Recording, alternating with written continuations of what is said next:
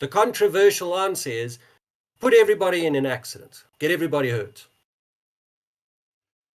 And once everybody's hurt, everybody lost a limb, and we're all toothless and fingerless and blind and deaf, maybe we'll all see things the right way. And that's the controversial answer. Hello and welcome back to My Safety Hub, your go-to source for all things health and safety. My name's Dylan Stein and thank you for tuning in for another episode of Hazard Spotlight. In today's episode, we will be continuing looking at tasks, the hazards, the risks, and the control measures associated with those tasks and forming a conversation surrounding that. That being said, let's welcome back Okert Faree. Okert, welcome back to another Hazard Spotlight session today. Tell me, I hope you are doing well and in good health. Are you excited for another session? We've got some very positive feedback from our previous sessions. There's a few questions that have been asked, which I will relay back to you. But tell me, what is your expectation like for this week's video? Thanks, Dylan. Yeah, good to be back. It's been an exciting week with all of the comments and feedback that we received on our last session. So it seems as though the longer set of content that we're putting out there for our viewers is beneficial. So yeah, we're going to keep things going, and I'm keen to see what we're going to be discussing today. Great stuff. And as always, for the viewers, please, if you have any comments, any suggestions, anything you would like us to break down or discuss, we encourage you to leave a comment rather in the description below. Now, okay, one of the questions that we got asked in the previous session is, what is the difference between the types of risk assessments? We spoke about a task-based risk assessment, the hazards, the risks, and the control measures associated with the task-based risk assessment. But one of our viewers wanted to know, do we have different types of risk assessments? And if so, what are the pros? What are the cons? What is the concepts of these types of assessments? So do you have some insights with that regard? Sure. So let's start with the big picture, which is called the baseline risk assessment. Excuse me. So the baseline risk assessment is very much a top-down view of the business, where we look at the various departments of the business and we look at call it consolidated risk for that department or for each department. And that gives the employer a better understanding as to where to focus most of their energy and resources in terms of mitigating and managing risk. So as an example, if we had to do a top-down view on a business which operates a workshop where they do motor repairs or auto vehicle repairs, but it also has an administrative block or building where we've got the offices and we have the staff looking after marketing, looking after finances. There may be an outside area where they maybe keep spares or parts that have been thrown away, junk per se, as well as a parking area which is very much accessible by the public, which may be a communicable area which is shared with other employers as well. If we then evaluate the business top down and we look at the various departments, you would naturally want to associate a higher level of risk to the workshop because that's where most of the energy is present.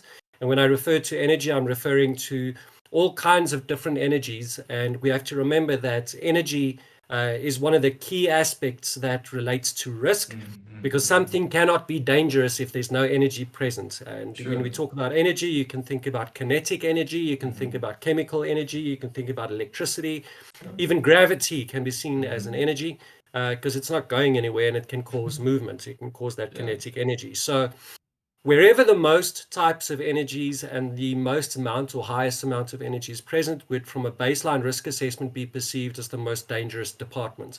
And we would therefore want to do a little bit more work and spend a little bit more energy on those departments than you would on your administrative area, where marketing and finances are being looked after in front of a computer. And with that being said, we shouldn't being negligent with regards to activities and tasks in those areas which may have lower levels of risk. So sometimes it's the small things that come and bite us in the behind. But from a top-down view, basically that's what the baseline risk assessment would do for us. Now, we have to understand that to get to that consolidated risk, we would need to consider another type of risk assessment, which is a task-based risk assessment. So how it works is you would go into a department, and whether it's an administrative department or an operational department like a workshop, you would need to go and first of all identify all the various types of tasks that are in those departments.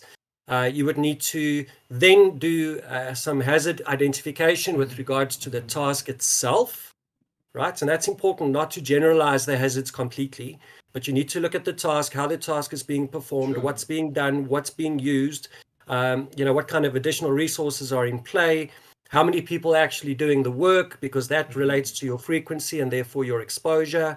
And then you start associating and quantifying risk levels to those hazards. Excuse me, I've got a frog in my throat today. And then once you've identified the level of risk, which we call pure risk, we would then have to decide on the associated controls, and those control measures we need to be very careful on to associate them to the hazards and not necessarily to look at them broad-based or generically, because we have to be sure that the control measures actually do something with regards to the danger that the hazard holds. Otherwise, your risk level won't be mitigated. Yeah, like our Now, discussion previous last week, we spoke about that. Yeah. exactly, Okay, great. Yeah. exactly.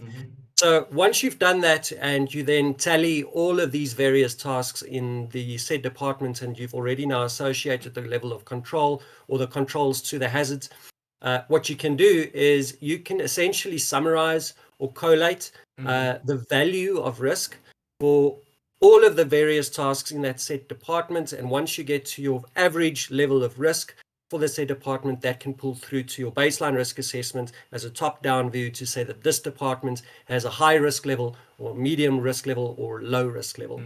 The task-based risk assessment literally feeds the baseline risk assessment, and that's an important association to keep in mind, because a baseline risk assessment isn't enough to have on its own to be able to mitigate risk. It's simply a way to strategically make better decisions for the business. Now, So, Oker, sorry to interrupt. So, if I no worries. understand you correctly here, there is a correlation between a baseline risk assessment and the task-based risk assessment. So, if I have to Absolutely. summarize what you've just told us, the baseline Mhm. risk assessment looks departmental specific actions and groups tasks in a broader spectrum. So, for example, if we look at any business or the majority of businesses, they have security guards, and security guarding duties, as opposed to a task-based risk assessment that would look very specific, like patrolling the area, opening and closing of boom gates. You would on the baseline risk assessment, you would create a task that says simply security guarding activities, which encompasses everything. And then from there, once we've established that security guarding activities in a general perspective is of a high risk nature, we would then see the benefit of conducting a task-based risk assessment to specify tasks within that overall activity, if that makes sense. And then you would specify opening and closing of boom gates, patrolling the area, access control with vehicles, and so forth. So we have the broad spectrum that determines the risk level, and then that gives us indication that further assessment in the form of a task-based risk assessment needs to be conducted to more specify these types of tasks, if that makes sense. Am I understanding that concept correctly? Yeah, I think we just need to be careful that we don't associate the wrong types of definitions, or call it names, or explanations even, towards what it is we want to see between a baseline risk assessment, task-based risk assessment, what a task is and what an activity is. Um, it's I would rather associate purely from a baseline risk assessment point of view that we call a department what it is. It's the Sure. workshop, it's the admin area, it's the Mm-hmm. kitchen, it's the canteen. Okay. Uh, Before we start looking at the activities, because remember, there's a very strong relationship between a task and an activity as well. In Mm-hmm. fact, there's a large dispute between whether tasks lie within activities, or whether activities, or call it steps or actions, are Mm-hmm. taking place within tasks. And again, I think there we need to look at what it is that you're setting behind these definitions or explanations. What's the intent behind them? And with that, what's the associated process? What's the associated risk assessment methodology that you apply Sure. irrespective of what the name is. Mm-hmm. But from a baseline risk assessment, if I was the employer, it would be easier for me to look at the collated or summarized level of risk per department, as that department is called, so that if my health and safety officer had to ask me for X amount of rands or dollars or whatever the case may be, what country I may be in, I would understand that I would need to make a larger investment into the work area or the said Mm. department that has a higher level of risk, because it's most likely the case that the core activities that are driving revenue to my business would be in that department as well. Sure. So that's why I would rather call it a department. And then when we get to the task-based risk assessment, as it feeds the baseline risk assessment, there would be tasks and Mm-hmm. there would be activities as well. And we have to look at what the difference is between an activity and a task. Again, keeping in mind that a name is a name, whether you Sure. call a task or whether you Yeah. call a task an activity. It's what you put behind it that's important. And that's why a risk assessment methodology with the said definitions and descriptions that we Mm-hmm. associate to the process is clearly defined for the user or the reader or the person that does the audit or the visitor from the government that comes and Mm-hmm. does an inspection, to clearly understand how you have defined your risk assessment and the activities or the tasks or the actions or the steps. Mm. We can put any definition behind it as long as I it agree. falls within the methodology and it assists in making sure that there's clarity behind the risk mitigation or risk management process. I agree, Okert. And as you now rightfully say, to define certain keywords on your methodology is the crux of the matter. As long as your methodology stipulates one way or another, that becomes your system. But let's just break that down a bit further for the viewers here. What is the difference between a task, an activity, steps, actions? How do these all fit in with one another? What is the difference essentially between these, and how does that affect the risk assessment? Well, to start with, just to refer back to my previous answer, it's about the definition or the meaning that you put behind it. Mm, If we take the South African context, for example, it's a legislated responsibility that we must have risk assessments in place. And globally speaking, as a standard as a whole, and there's a couple of standards that we can refer to, risk assessments are really important, but there are different kinds of risk assessments mm, that can evaluate tasks, activities, steps, procedures, protocols, even. And I mean, you're free to go and look on the web for everybody out there. If you've considered different kinds of risk assessments and what they could be, I'm thinking of, for example, what we're seeing most commonly in South Africa, especially with companies like Safety Wallet and MacroSafe, would be a task-based risk assessment, and that's what they call it. But then you've got a RAC analysis, and you've got a JSOP analysis, then you've got a fishbone analysis. So there's a number of ways that you can actually go and evaluate an activity or a task or a job mm. in different ways, but everything comes down to one thing, and that's where you try and evaluate probability versus severity. So the chance of Sure. something going wrong and considering the consequences if it had to go wrong. And you would need to have some form of calculator so that you can Mm. associate value, a number to that risk, like we've discussed in our previous video as well. Again, guys, if you haven't seen that video, please feel free to go and watch it.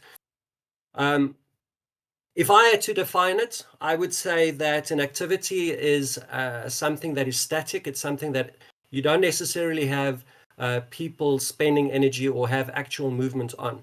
So, for Mm-hmm. example, if I had to say storing hazardous chemicals in a cupboard, Mm-hmm. um, the chemicals are literally in their containers, correctly labeled, on a shelf, in a cupboard that's locked.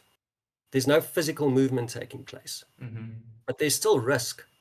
There's Sure. still risk because the chemical itself, along with other chemicals, if stored incorrectly and if they're not closed correctly, can cause some kind of chemical reaction, which may result in X, Y, and Z. Mm-hmm. So that's a static activity, right? So if we then take, for example, a task, if I had to define a task, I would say that's where there is actual human interaction involved. Uh, If you want to look at it from a business perspective, you can also consider automated processes, because even automated processes would have levels of risk to them because they were designed by people, and because there's movement and there's energies involved, like electricity, for example, there's the risk of not chemical, mechanical failure. So there's actual movement. It's probably the best association I can use is the word movement that's taking place. Because as soon as there's movement, as soon as there's interaction, there's energy, and there's the probability of exposure towards whatever type of hazards that we're working with. Sure. Okay. If we if we then had to go one step further down, Sure. there may be the steps, the procedure, the various steps moving from step 1 to step 10 that you have to take to finish the task. And that Mm-hmm. can also be called issues, because there may be an issue with relation to the task. Mm-hmm. All right. And that's where we bring in the issue-based risk assessment. But sorry, I was interrupting you there. Go ahead. No, so before we delve into the issue-based risk assessment, let's just take a step back to tasks and activities. You now Mm-hmm. mentioned that an activity is a static item, such as chemicals being stored in a cupboard.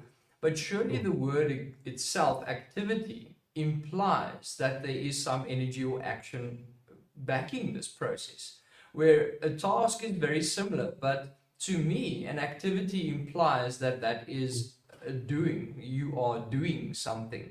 Um, Exactly. and I see that in the perspective of an activity being the smaller functions being conducted while conducting the global task. So Mm-hmm. let's take, for example, the SOP, or the task rather, that we reviewed last week. We looked Mm-hmm. at general welding operations, or conducting a welding job in general. That for me is a task, because conducting a welding job in general implies that there are many activities taking place within the global task. Mm-hmm. However, on the task itself, we can analyze the entire task because there are processes involved. And then subsequent to that, we have our activities. And then within those activities, even more so, we have issues, which is the preceding conversation you now obviously wanted to look at. Yes. So you are showing exactly what I mean when I say that. When you consider your risk assessment methodology, you can call a step an activity, you can call a Hmm. static task an activity, you can call a Sure. task within an activity a task. It's all Yeah, about what you associate to of the course. word. Hmm. Because, like you've rightly mentioned a few minutes ago, the impact that it has on the risk assessment is very much the perception that we create from the risk assessment itself. And you must remember, it's the language that will be used in the workplace. Mm. Once you associate a meaning to that word in your risk assessment methodology, as you communicate to the SOP, as a very good example, you may refer to a task and you can say, well, when you perform this task, you need to carry out the following activities to complete the task. Hmm. You can also say that when you perform this activity, you will need to complete the following tasks to complete the activity. Sure. Yeah, I'm It's with all you. about what you associate to the word. Yeah, And I think it was Shakespeare that said that if you call a rose another name, it's still going to smell the same. It's not still going to gonna smell look the any different. same. Hmm. It's still going to look the same. It's what you Yeah. call it. And it was in a film a while ago where one of the actors said that all words are made up, and that's the truth. All words are Mm. made up. It's what you associate to the word that's really important, especially when it comes to risk management, because that association, if it's not clearly understood, Yeah. it creates the type of requests that we've had Mm. over the last week based on our last conversation, where persons are making associations and there's nothing wrong with it. It's not wrong or right. It's none of the above. It's Mm. just the association that you make to it, and then the process that you put behind it, so that you can mitigate risk effectively and make sure that the people have an opportunity to get home at the end of the day. Of course, and as Shakespeare also said, if it sounds like a duck and it looks like a duck, it is most probably a duck. So the crux of the matter here for me, okay, as you know, rightfully mentioned, irrespective of how you define task or activity, as long as that speaks true to your methodology, you should be fine. Keeping in mind the bigger picture of risk management. and implementing a health and safety system to ensure your loved ones return home healthy and safe after work. A word, a definition is not going to alter the way things get done. A risk No. assessment has steps and procedures and certain ways it needs to happen, irrespective of what we call a certain thing. Mm. So, for the viewer that asked that question, I do hope that this provided you with a bit of clarity. So, as long as your methodology speaks the same language you do, there is no right or wrong in this matter. All Yes. right. No, thank you very much for that, Orchid. We were busy talking about the issue-based risk assessment. So, coming back to our previous question of the different levels of risk assessment, we've Mm. defined baseline, we've defined task-based risk assessment. Now, let's further delve into the smaller types of risk assessments, namely an issue-based and a continual risk assessment. You were busy talking about the issues within the activity or the task, however you define it. So, let's talk Yes. about the issue-based risk assessment. Right. So an issue-based risk assessment would generally be reactive and not proactive, in the sense that if a task or activity, depending on what you want to call it, that's your choice, Sure, is yeah. being performed or is being carried out, and an incident happens, so there's a near miss or there's an Mm, accident. You would want to go and analyze that task or activity even further, breaking it down into the smallest possible components, being the issues or steps, if that's what yeah, you want to call them, sure. and to look at every step, every issue, Mm, every minute activity that needs to be carried out to complete the task. yeah. And you would need to evaluate that and its process, the repetitiveness of it, therefore, to determine the exposure, the application of controls for every step as the task is being carried out, uh, and comprehensively go and detail where that exposure is taking place and what the consequences could be. And this Mm. can mean that within a task, if you then, or activity, remembered right under the baseline risk assessment, There we go, it yeah. means that there could be separate SOPs Mm-hmm. related to every issue or step that needs to be carried out as a task, broadly speaking now. For example, conducting welding activities, operating a lathe, using an angle grinder. There are a few steps that you need to follow, for example, when using an angle grinder, and there's a couple of things that you need to apply when you look at the SOP for the task or the activity itself. Now, if I look at those steps and I Mm. analyze the exposure of risk when I remove the angle grinder's current blade, which is worn out, to replace it and to add and fit a new blade, that's a task and an activity within itself or within the task itself. And Yeah. that can have another whole communication strategy behind it, because if the Mm. incident happened, it means that the SOP as it stands for the task as it stands right now that feeds into the baseline risk assessment is not effective.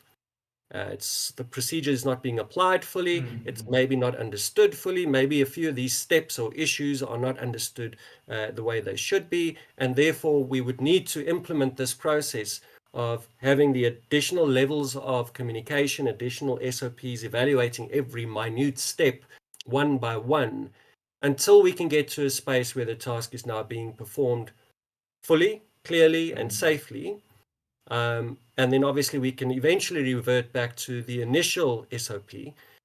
But a lot of times, what would happen is that your issue based controls that you identify usually are the things that stick Yeah. because they remain effective, they make the job safer. What we need to be careful of is that we don't, again, over control the task Mm. itself and run into that realm of impossibility where, actually the work just becomes ineffective. So if we then take the issue-based risk assessments, and issue-based risk assessment essentially then has the power to analyze or not analyze, to broaden, for example, that is maybe the word I can use, your scope of view, or your view of the task-based risk assessment, and Mm. your task-based risk assessment feeds your baseline risk assessment. Now, you mentioned the continuous risk assessment as well. Yes. Now, for me personally, a continuous risk assessment is the most important type of risk assessment. Mm-hmm. The problem is, A continuous risk assessment is not a documented risk assessment, not Mm. necessarily. It's not a case where you would sit down and look at probability versus severity with a calculator of sorts where you Yeah. try and quantify risk and associate controls, and you have this Mm-mm-mm. this long documented process, which is an essential process. But a continuous risk assessment is something that we all do every day, all day. Mm. Well, If you most of drive to us. work, sorry. Most of us, hopefully. No, we all do. You do it without thinking about it. The Mm. key is to be able to actively think about it when you're doing it Mm. and to understand what you're thinking about when you're doing it. So, as an example, if you are driving to work and you get to an intersection, the Mm. light's still green, there may be 3 or 4 cars ahead of you. As you get closer to the intersection, you see that the light goes from green to orange. Mm-hmm. So now you have to make a decision. Are you going to brake and stop? Or are you going to see whether the cars in front of you are actually going to move through the intersection, therefore allowing you the opportunity to also get through the intersection Yeah, before the yeah, light yeah, goes yeah. red? And if the light had to go red, Mm-mm-mm. and if there's one of these vehicles in front of you had to slow down for some reason, maybe it's a taxi that stops to pick up someone, to maybe drop off someone, maybe there's a pothole in the road, which is a common thing all around the globe. In a South African context specifically. But you can hear where my thinking is going. I'm with you. I'm with you. Yeah. I'm making a judgment call based on my current situation and the activity or the task that I'm performing, and I'm trying to associate all the probable negatives that can happen to me if I had to take a chance and weigh it up against the positive if I was successful in taking this chance to cross the Mm. intersection while the light is going orange, so that number one, I don't get a fine Yeah. from the police. Mm-hmm. Number two, maybe a vehicle from one of the opposite ends decides to drive off early before their light goes green, Mm-mm-mm. causing an accident. All right, so now all these secondary associated risks and consequences as well, which can include jail time, personal injury, permanent Sure. personal injury, Yeah. Mm. having to sit with my own conscience for the rest of my life if I killed someone. Mm. Mm. You do this when you get out of bed. You do this when you get into the shower. You do this when you make a cup of coffee. When you're pouring the hot water into your coffee mug, you are taking a risk.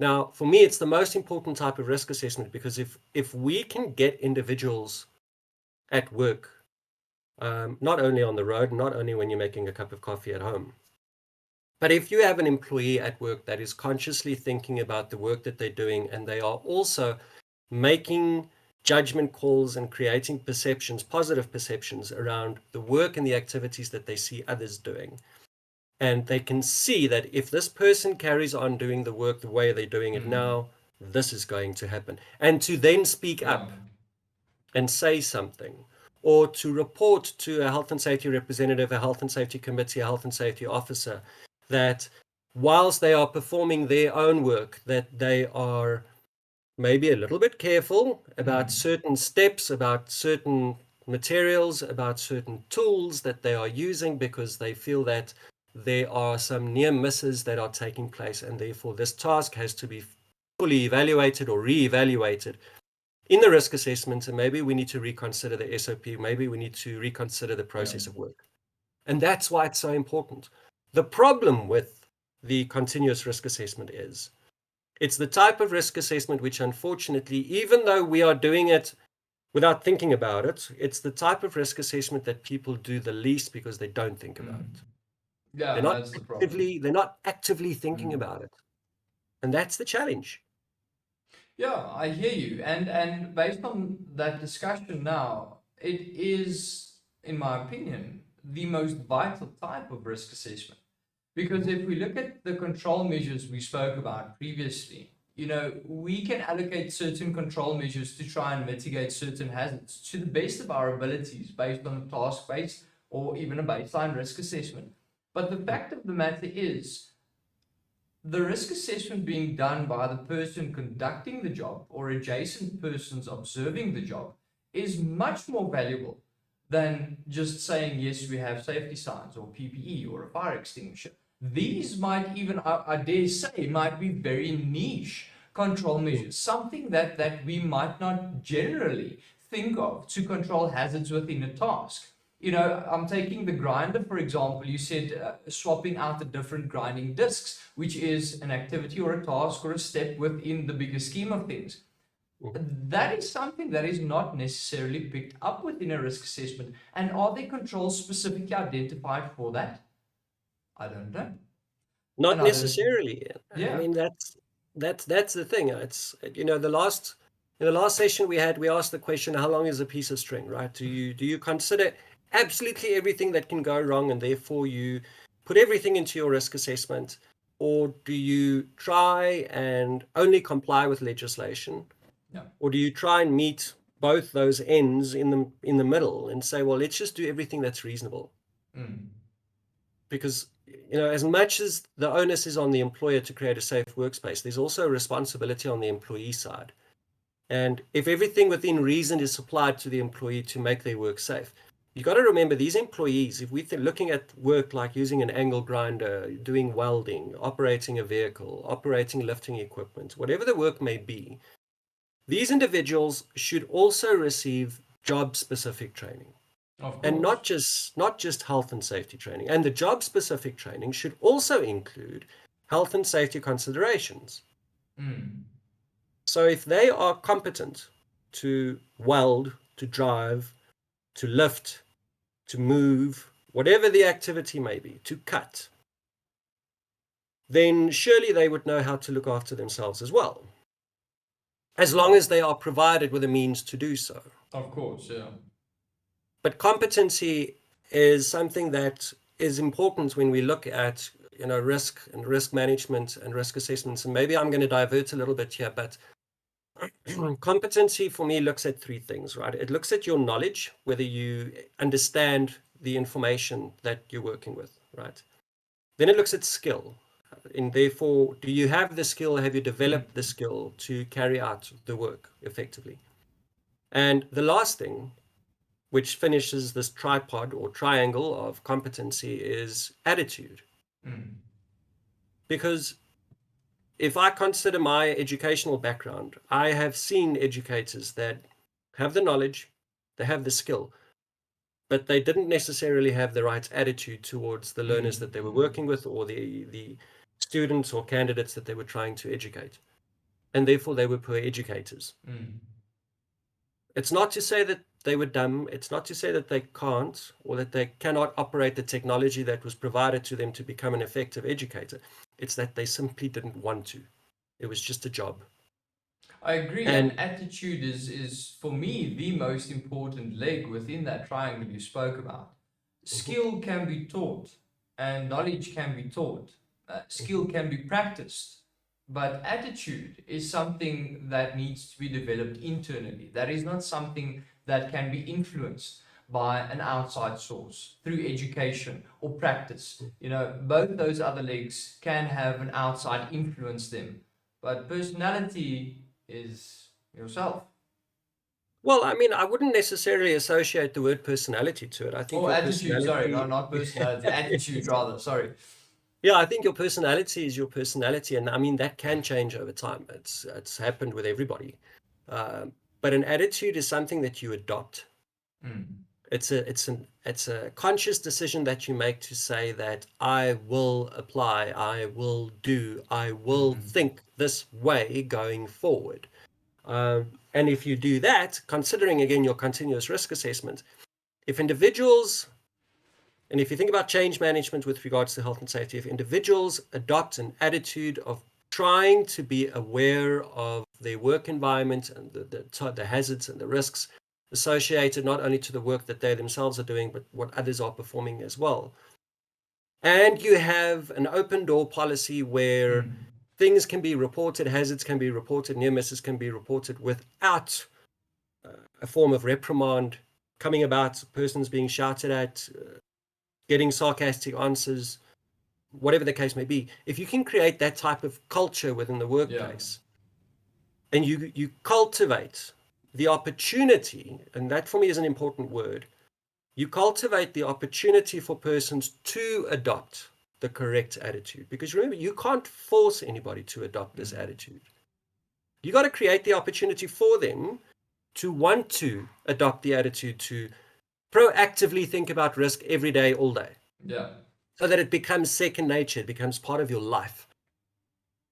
Well, if you get that right, a couple of things happen. First of all, your business is going to be more productive because people are going to feel that they are safe, not only physically and from hazards or biological hazards, but they're also going to feel safe and they're going to feel secure in the fact that their employer is taking an interest in their health and safety. And further to that, their employer is taking an interest in their families Sure. and the ability for them to provide to their families, which extends to the people that they care for in that family, being obviously the children. It could also include other people, which further means that the employer is taking an interest in the future of those children.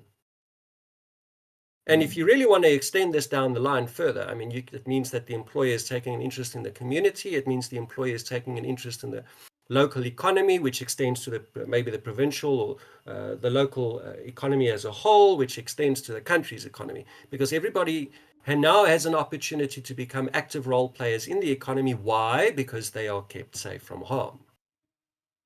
That's the big picture. It is, and it is ideal if we think about it in that manner, and if everyone thought about this the same way, we would have wonderful working environments with minimal incidents or accidents. But the fact of the matter is, Orkut, and you and I know, not everyone thinks the same way. And it is unfortunate, and you now said from an employer perspective, but it's two sides of the same coin. Both the employer and the employee's mindset and vision of what a safe working environment looks like need to be very similar to one another, because very oftenly what we find is that an employer's vision of a safe workplace and an employee's vision of a safe workplace is not the same, although the bigger picture, as you've now elaborated on, is much of the same story, even as far as community building and the future of children and the government and so on and so forth. Both the employer and the employee's vision is the same. However, their outlook and their way of approaching it might be different. And Yes, that is where absolutely. the biggest struggle comes in with regards to Absolutely. this whole process. And I think that's where, it becomes really important to be able to communicate effectively and to draw the picture as it should be seen by both parties. Because like you've rightly said now, if we can create the correct vision between the employer and the employee with regards to their approach to risk, be it from a continuous risk assessment towards an issue-based risk assessment, towards a task-based risk assessment, towards the baseline risk assessment. You're doing all of the things that I've mentioned before from the employer's perspective, but if the employees look after the employer by Mm, performing the work in the right way, the correct way, and the safe way, that could be the future employer of their children as well, mm, directly or indirectly. Their yeah. kids may grow up to become some form of contractor that does work for the current employer of the mom or dad. Mm, All of these things are possible. But if we yeah. look after each other in this regard, you know, everybody starts to thrive. The problem is that we have so many challenges with regards to creating the correct understanding and perception towards risk and understanding legislation, be it local legislation or national legislation for whichever country you may be in. These challenges exist. And then you also have what I would call the cowboy effect, where you have individuals that get to the intersection, the light is Yeah. turning red and they are still going Of course. because they think they can get away with it. Mm. And these individuals exist everywhere, Of course. Of everywhere. course. And again, that everything up until this point boils down to attitude again.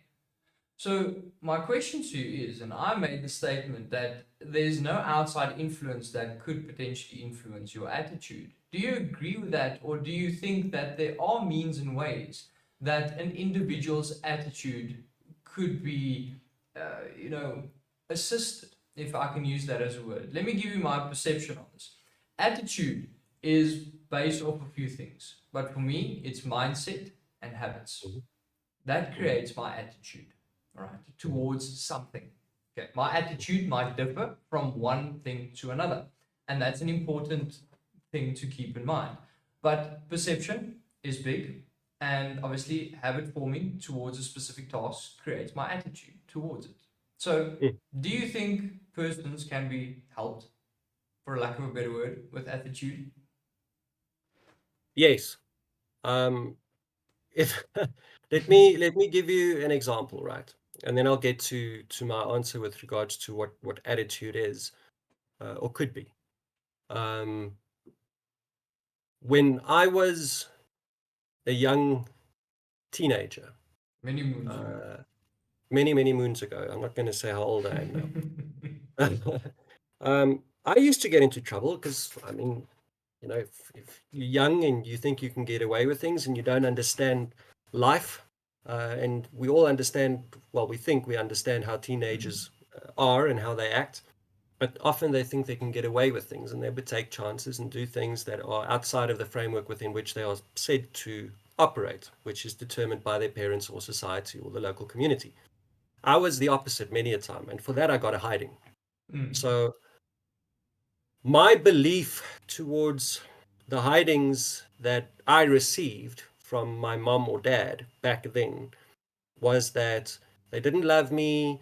Uh, they're doing this on purpose. Uh, why they should everything always the answer to everything should always be a no. Why should I always be punished? It's a punishment. Looking back now, my perception or the value that I associate to all of those corrective measures which were mm, applied to me um, is very different. Because if those things didn't happen, or if those punishments were not given, if you can call it a punishment, well, let's call it corrective actions, right? mm. If those corrective actions didn't take place, I don't think my life would be the same today. And with that, I'm not saying that parents should go out today and give all their kids a hiding. What you associate with how to discipline your child is your choice. But the value and the perception around that value has shifted Mm. over the number of years and the age that I have now, right? Sure. In the same sense, um, what I believed back in the day and what I believe now has also shifted. Mm. And therefore, my attitude has shifted. Now, if I draw the line between my example now that I've given to you, which may not be the greatest example, and you have a workplace and you have an employee who has the cowboy attitude, takes chances, takes shortcuts, I would almost guarantee you that if they had to lose a limb today, their belief system with regards to the control measures and the health and safety aspects which they have to follow, the rules they have to apply towards the work that they're doing would change. 100%. The I fully the agree. the value and therefore the perception around health and safety would also change, Mm. which means that their attitude would most likely change. I had a friend who got into a car accident um, whilst being under the influence. Mm. And that resulted very negatively for them. They were locked up. They were eventually punished by the state and released. And to this day, there is no way that he would drive anywhere where there would be alcoholic beverages used and he would have to drive back. In fact, he would always make use of some kind of public service or Mm. a taxi to get to his destination and back, or he would simply say that if he cannot sleep there, he's not going to go. But it took a very drastic step, a very big mishap, an accident, which could have been prevented, to change his way of thinking around it.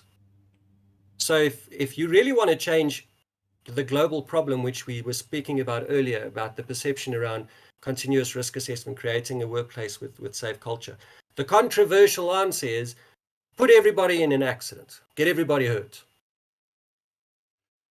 And once Yeah. everybody's hurt, everybody lost a limb, and we're all toothless and fingerless and blind and deaf, maybe we'll all see things the right way. And that's the controversial answer. Mm. But But the world doesn't work like that, because the world, unfortunately, also cannot be governed by the deaf and blind and dumb. I hope.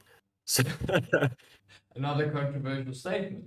And another I hear you. controversial conversation to be had at another Yeah, time. Yes. at another time. So, Ukert, I hear you, and that was very insightful. You know, that the value you associate to something alters not only your mindset, but the way you do certain things. And we spoke now about tragedies that changed the value towards specific things, these control measures, these actions, and so forth. But these are all tragedies, and as you say, that's a very controversial thing. So, is there a more positive way we can achieve the same outcome? Yes, there is. You need to be consistent and persistent when you apply a number of things. You need to educate, and you need to use various ways and methodologies to educate, and Mm, various approaches to educate the staff, the team, the worker. You need to open the door for the opportunity to understand their view, their current perceptions around the work that they do and the dangers that they're exposed to. And when you do those two things, you've got to really try and, without crossing the line, the moral mm, line, you've got sure. to try and build relationships. Because if you can foster trust, if you can build trust between yourself as an employer or the health and safety professional and the people doing the work, they would be more inclined to listen when you are busy educating and to share information around their perception around the work that they're doing. And also, I would say that you would need to build a network of connections of individuals where you have been successful in educating and understanding where they are coming from, so that we can tailor our approach, our risk assessment, our control measures, our communication methods further. And you take those individuals in the network that you've built and you work hand in hand with them to try and influence and try and educate and try and understand everybody that is working with them. So Mm, you essentially creating a network of change managers who manage the change of applying safe work practices in the workplace. And there are multiple techniques or tools that you can apply in this sense. And many of them are very commonly known, but it's about actively applying them whilst you're trying to create the opportunity for the individual to change their attitude. mm. An interesting way of approaching things. And in summary, if we think about this as an influence triangle, we have a very similar concept called mindset evolution schema that we did a video on as well. So if you guys want to know more about that, please have a look. But essentially, what happens is at the very top, we have change management. Right? And that's the perception influence that we now spoke about towards the individual's attitude. Now, theoretically, what needs to happen is that's the ultimate goal. And as you've now explained it, Booker, if that doesn't happen, we need to take a step back to educate and empower that individual. And hopefully, by educating and empowering this individual, they'll come to consensus and see the same vision we are. You know, if educating and empowering doesn't work, we take another step back, which is again making sure we cultivate rapport with this specific person. And if he doesn't like us, what next? Then we need to start looking at people associated with him, and that's essentially influencing network and building rapport with people he likes, and a friend of my friend is my friend type of situation. And hopefully, if we follow these processes, we can ultimately foster change in this person's attitude. I agree. I mean, moving from one level to the next in the mindset evolution schema, or the MES, there's value in that. I see a very large integration between all of the levels, but I would also say that the most difficult step to take, if you're saying take a step back, is to take the step where you assume that you are wrong, where you take some introspection Mm, with regards to your risk assessment, with regards to your communication, the tone that you applied during the communication, uh, whether you were listening actively or not, when yeah. you gave the opportunity to the employee to voice their opinion about the SOP that you just delivered to them, Were you listening or were you not listening? Were you simply allowing them to speak and let the message pass over you like water or wind? It means nothing. Mm. And if you take that step back as far away as you can, and you then ask yourself, but what if I'm wrong? It puts you into a different, call it seat, where you would be able to look at things with a different perspective and a different view as the initiator of change, as the agent of change. And that gives you another opportunity. Because if you realize that you may be wrong, it means that there's more that you can do. And Yeah. this is a continuous cycle of looking, listening, educating, moving to a different perception, connecting with others and asking them about their perceptions around your interactions and about your process, connecting with other health and safety professionals and gaining advice, going online and doing research, speaking with Wally, for argument's sake. I mean, go and talk to Wally, make him part of your conversations and part of your change management. He's awake all the time. I have to sleep. But any process of change, if it gets exhausted to the point where we now have to consider disciplinary actions on the individual because there is no change in the attitude, we have to still ask ourselves, but what if we're wrong? And now we have to determine between those 2 points, where the individual in question that needs to be disciplined because we've exhausted all our other processes, our policies that we've approved and applied are being ignored, for argument's sake. That's one possibility. The other possibility is that whatever we're doing, whatever we're applying, and the way that we're communicating, and whatever we are educating may be wrong. Mm. And if you challenge yourself with that question before you move to your disciplinary actions, which a lot of times I feel is necessary, because again, speaking about attitude change, as soon as you get a hiding, you look at the world differently. Again, guys, please, I'm not saying everybody should get a hiding. Disclaimer, all right? No, true that. All right. No, I think those are very valuable points, Okrit, and we've digressed a bit off the risk assessment topic, but I think that this conversation with regards to the influence of people and their attitude is really important in the bigger scheme of things to do risk assessments accurately and more specifically those issue-based risk assessments that we spoke about. So just to quickly recap today's session, we spoke about the different types of risk assessments: baseline risk assessment, task-based risk assessment, continual risk assessments, and obviously everything in between. And we also spoke about the task versus activities, and we had a very fruitful conversation surrounding that. So if you guys again found today's video helpful, please consider leaving this video a like, dropping a comment if you want to join this conversation or have any insights regarding that. And then for the viewers, as always, stay safe, stay inspired, and until next time, take care. Bye-bye.